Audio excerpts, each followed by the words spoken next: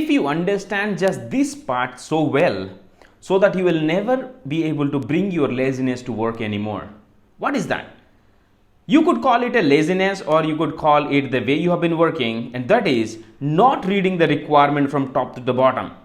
And you would agree, and when you reflect back, you would see yourself not reading requirement from top to the bottom, and as soon as you get a requirement, you jump at the words that you think could be used as a keywords, and you go and source candidates, right?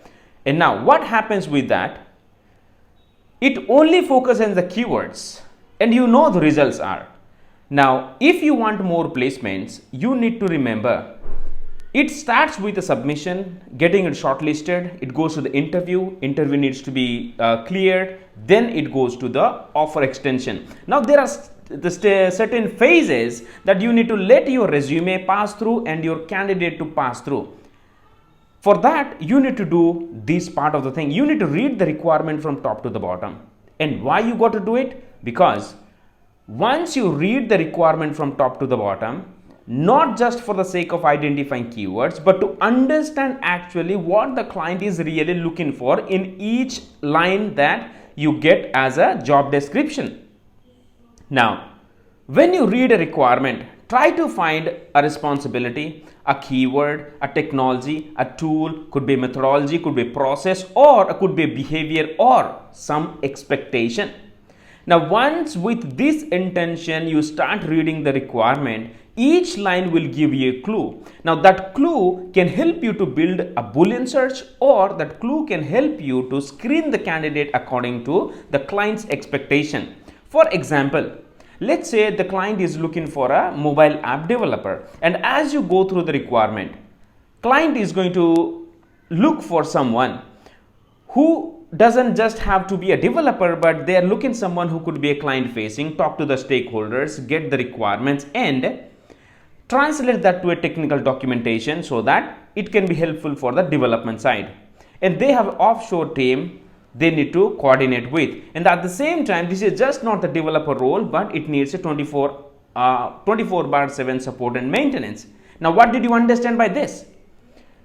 If you just focus on the developer point of view, just looking at the title as a mobile app developer, what is that going to happen? Technically everything is good, but when it comes to real execution, what is that client is looking for? Client is not only looking for a technical person, but they want someone to act like a programmer analyst or technical analyst, and at the same time someone who could be coordinating with the offshore team. At the same time, they need that person to deliver the support and maintenance duties as well. Now, if you ignore all these things and submit candidates with Control F and looking at the title that this is a mobile app developer and everything is there, guess what is that going to happen? Your resume is going to be rejected. If at all resume goes to the next level, and when interview comes in and the candidate is not that much aware of or doesn't remember whether this is a 24/7 or it's a client facing role, and the person gets in and the client asks, and guess what? Rejection.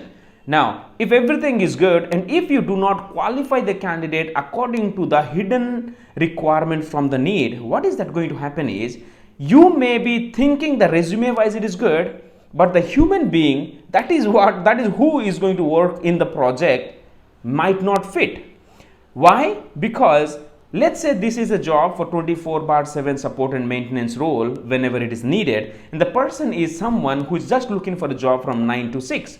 Now, after that, I really don't want to worry about what is that happening in my professional life, because I want to focus on my personal life and my family life. For that kind of person, do you think you are going to submit to a 24/7 sort of role?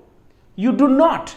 So, it is very important for you to read the need properly, to understand the hidden things in each and every line, and use those keywords for sourcing, at the same time for screening. All right.